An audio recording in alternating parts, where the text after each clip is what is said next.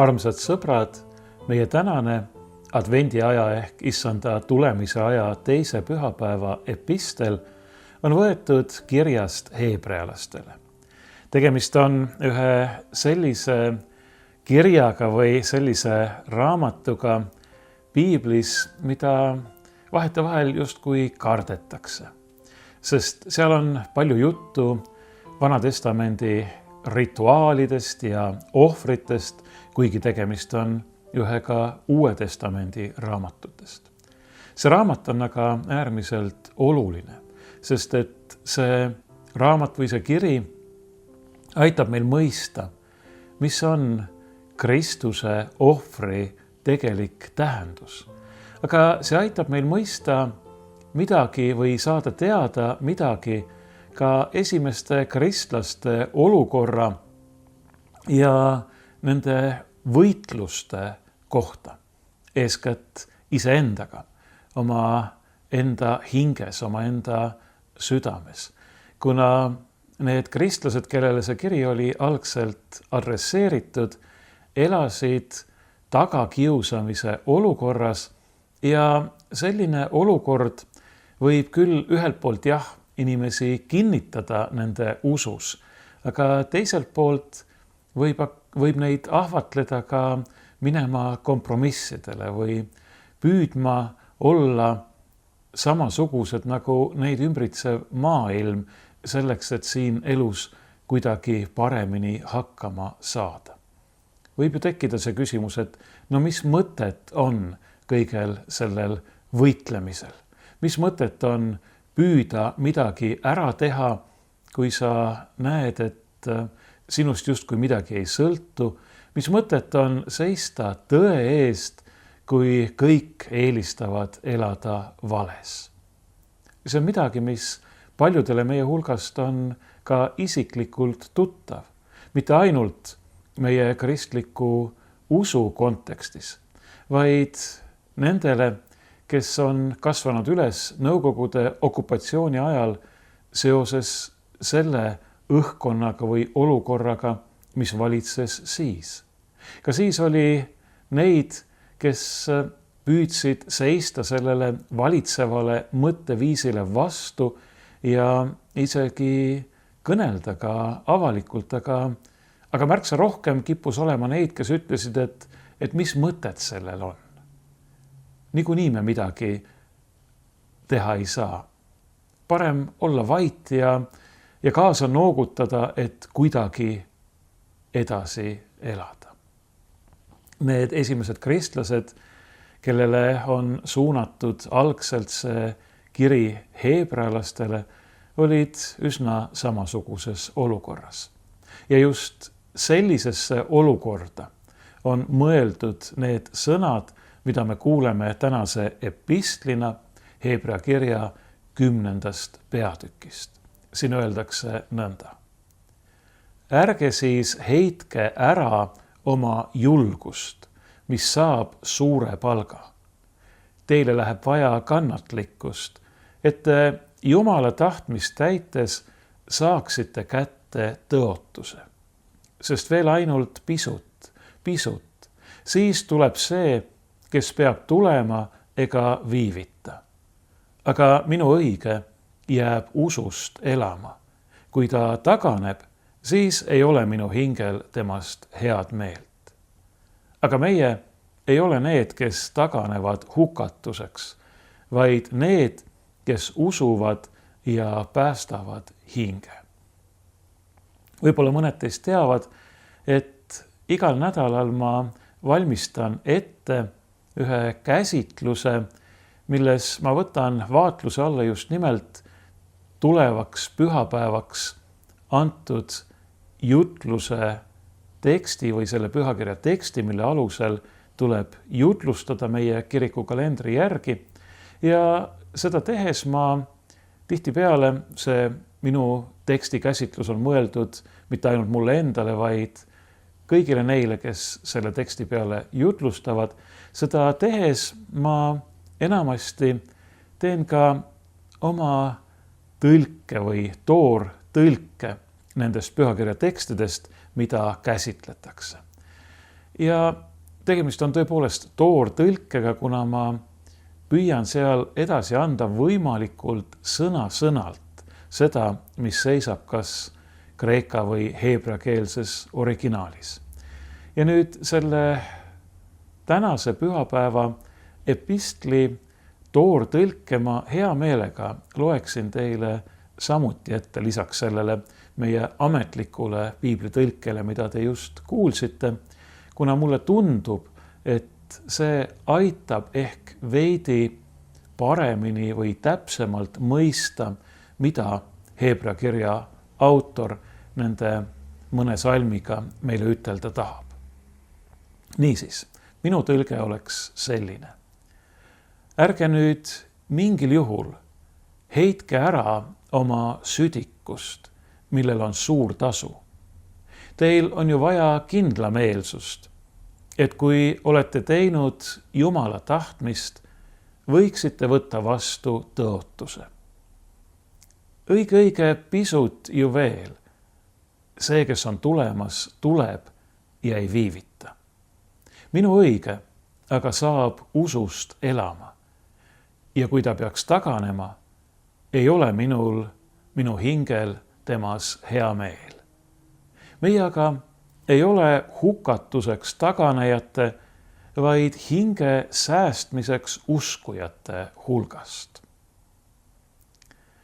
Niisiis, ärge heitke ära, ärge mingil juhul heitke ära oma julgust või oma südikust, nagu mina olen tõlkinud, millel on suur tasu. Mis on see julgus või südikus, mida siin silmas peetakse? See ei ole mitte selline üleüldine mõiste, nagu võiks olla julgus eesti keeles, vaid pigem just selline südikus ehk siis valmisolek millekski. Ja väga konkreetselt, tegelikult ei tule see esile ka sellest minu tehtud tõlkest, väga konkreetselt kreekakeelse sõna põhjal võime öelda, siin peetakse silmas südikust või julgust kõnelemisel, tõe tunnistamisel. Võiksime öelda ka seesmist vabadust seda teha.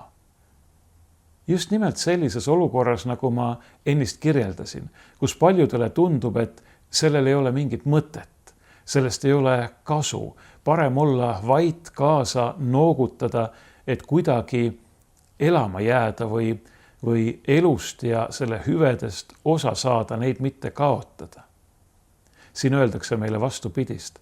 Ärge nüüd mingil juhul heitke ära oma südikust, oma julgust kõnelda, oma vabadust rääkida tõtt, sest sellel on suur tasu. Ja see suur tasu seisneb eeskätt selles samas võimaluses ja vabaduses rääkida tõtt, elada tões, loobuda elamisest vales, elada tões ja sellest ka ustavalt, julgesti, avalikult ja kindlameelselt, püsivalt ja kannatlikult tunnistust anda. See oli see, mida Heebrea kirja autor siin oma esimestele lugejatele meelde tuletas ja milleks ta manitseb meidki kõiki. Tõe rääkimine on alati keeruline. Selle tegemine, mis on õige ja hea, on langenud maailmas, langenud inimkonna keskel alati kas ohtlik või vähemalt mitte eriti kasu tõotav. Sest et kuidagi teisiti kõveruse ja valega kipub just nagu palju rohkem kasu teenima. Kas pole nii? Kui me vaatame enda ümber ja mõtleme, mis meie maailmas toimub. Tihtipeale muidugi on nii, et küsimus ei ole mitte ainult selles, kuidas keegi saab rohkem kasu teenida kas valega või tõega, vaid tihtipeale pannakse inimesed olukorda, kus neid lausa sunnitakse tõest vaikima ja hoopis valele kaasa noogutama või kaasa rääkima.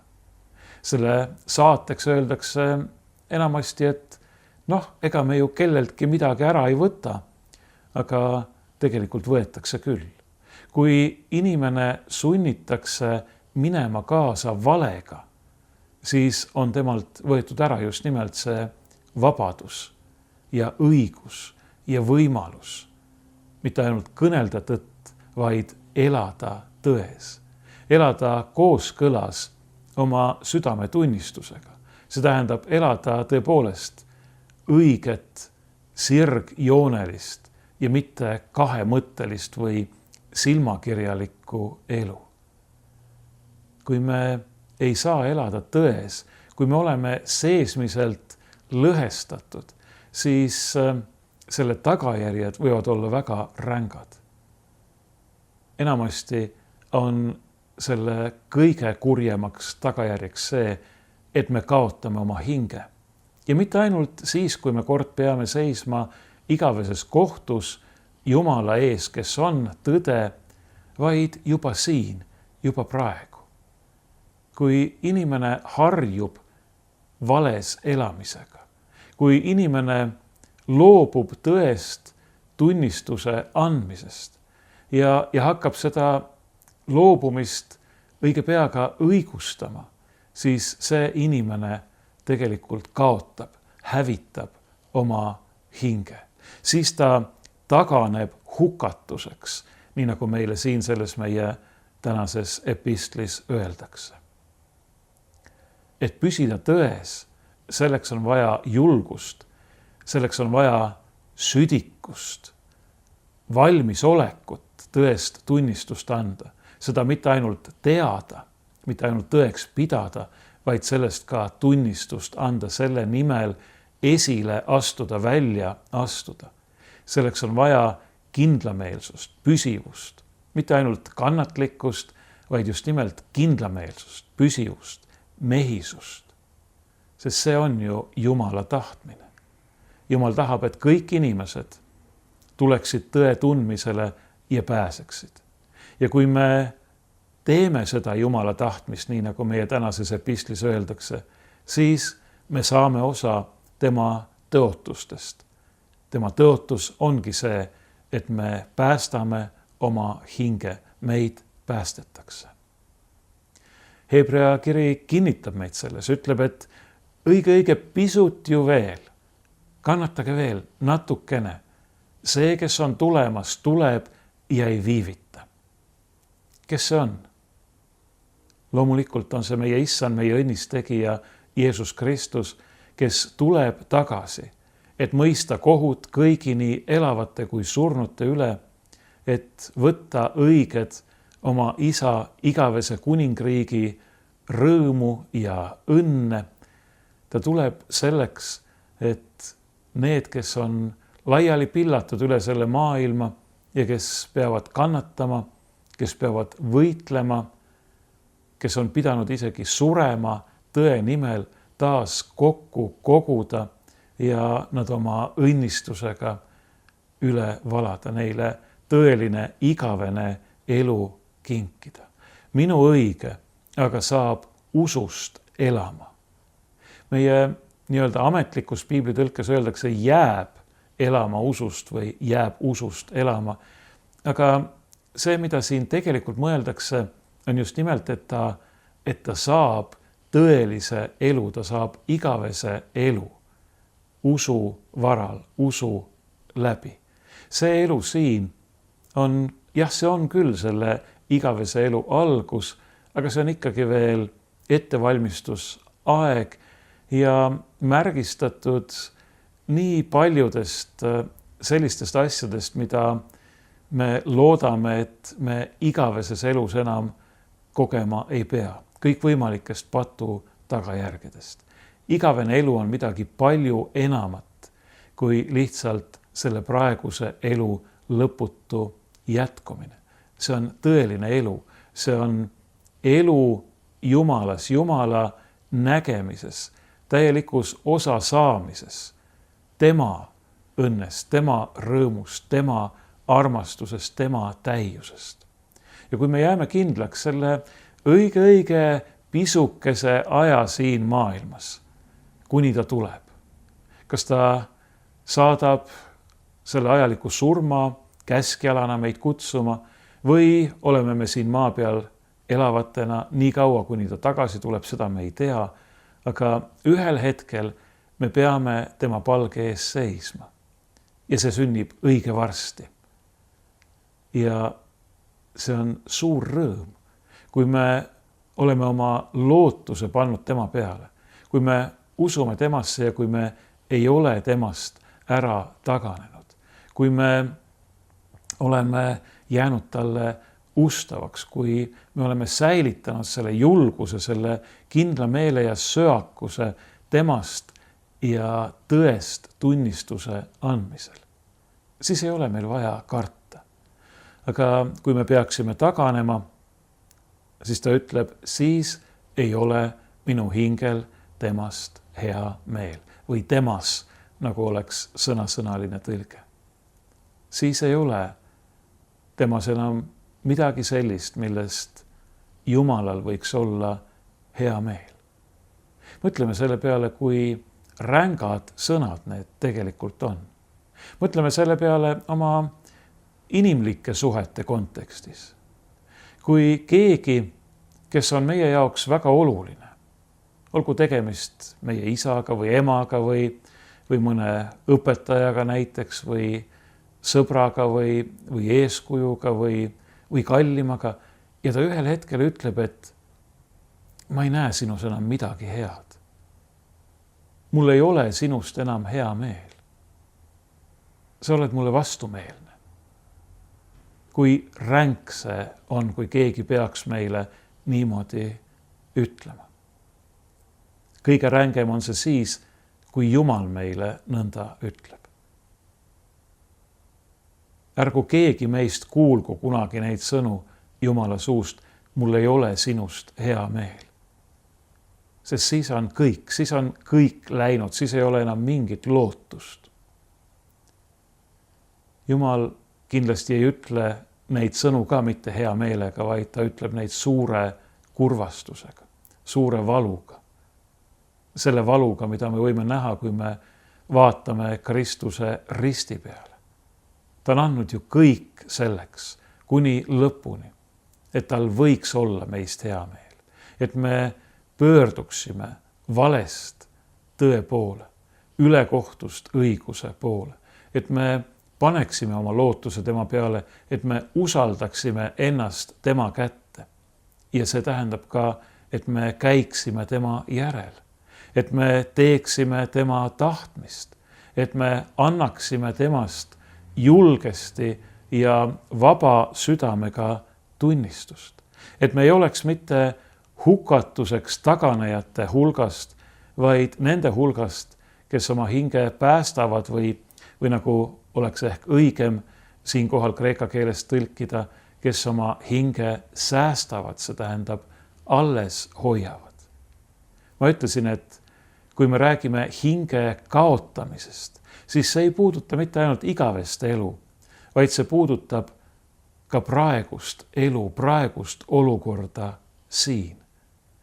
Ja kui me taganeme tõest, kui me taganeme Jumalast, kui me taganeme õigusest, headusest ja armastusest, siis me kaotame oma hinge juba siin ja juba praegu. Ma ütlesin ennist, et need, kellele see kiri oli esmalt adresseeritud, olid peamiselt tagakiusamiste tõttu ohus minna kompromissile, muganduda ja nõnda oma hing hävitada, oma hing kaotada. Ega meie olukord ole kuigi palju teistsugune. Jah, me ei ela enamasti tagakiusamise, otsese tagakiusamise oludes, kuigi maailmas on väga palju kristlasi, keda kiusatakse taga. Kui lugeda sõnumeid näiteks Aafrikas, siis sealt tuleb iga päev, vähemalt igal nädalavahetusel, jälle uudiseid selle kohta, kuidas mõnda kirikut on rünnatud, kuidas kristlasi on röövitud või tapetud ja ka mujal maailmas. Aga olgu, meie ei ela sellise otsese vägivaldse tagakiusamise oludes. Aga ka meil on tihtipeale suur surve või ka seesmine kiusatus minna kompromissile valega, loobuda tõest või vähemalt loobuda sellest julgelt ja avalikult tunnistuse andmisest. Ja kui me seda teeme, siis me läheme vastuollu just nimelt nende samade Hebra kirja sõnadega, mis ütlevad, ärge nüüd mingil juhul heitke ära oma südikust, oma julgust ja lisame juurde tõest tunnistuse andmisel.